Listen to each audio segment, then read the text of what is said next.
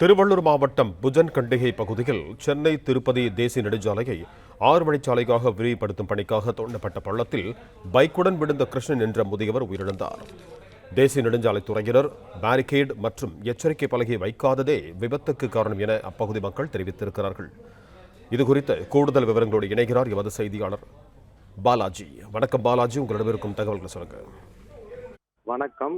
திருவள்ளூர் மாவட்டம் செவ்வாப்பேட்டை காவல் நிலைய எல்லைக்குட்பட்ட புஜன்கண்டிகை பகுதியில் சென்னை முதல் திருப்பதி வரை தேசிய நெடுஞ்சாலை 6 வழிச்சாலை பணிகள் நடைபெற்று வருகிறது. இந்நிலையில் புஜன்கண்டிகை பகுதியைச் சேர்ந்த 75 வயது முதியவர் கிருஷ்ணன் என்பவர் புஜன்கண்டிகை பகுதியில் இருந்து தேசிய நெடுஞ்சாலைத்துறை சார்பில் 6 வழிச்சாலை பணிகள் நடக்கும் பகுதியை கடந்து அயத்தூர் பகுதியில் தீமிதி திருவிழாவிற்கு சென்றுள்ளார். தீமிதி திருவிழா சென்றுவிட்டு நேற்று நள்ளிரவு வீடு திரும்பும் போது 6 வழிச்சாலை பணிகள் நடக்கும் பகுதியில் சிறிய பாலம் கட்டும் பணி நடைபெற்று வருகிறது.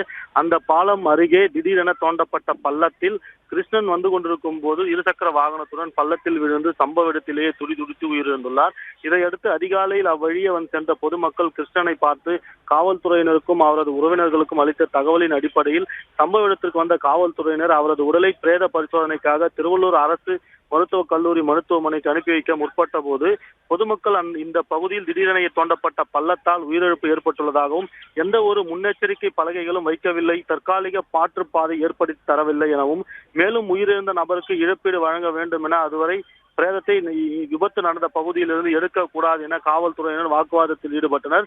இதனால் அப்பகுதியில் சிறிது பரபரப்பு காணப்பட்ட நிலையில் தேசிய நெடுஞ்சாலைத்துறை அதிகாரிகளிடம் பேசி அதற்கான நடவடிக்கைகள் மேற்கொள்ளப்படும் என செவ்வாப்பேட்டை காவல்துறையினர் தெரிவிக்கப்பட்டதை அடுத்து கிருஷ்ணனின் உடல் பிரேத பரிசோதனைக்காக திருவள்ளூர் அரசு மருத்துவமனைக்கு அனுப்பி வைக்கப்பட்டது.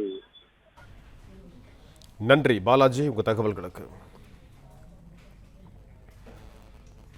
பிளே ஸ்டோர் மற்றும் ஆப் ஸ்டோரில் இருந்து பாலிமர் செயலியை QR கோடு மூலம் பதிவிறக்கம் செய்யுங்கள். செய்திகளை உடனுக்குடன் பெறுங்கள்.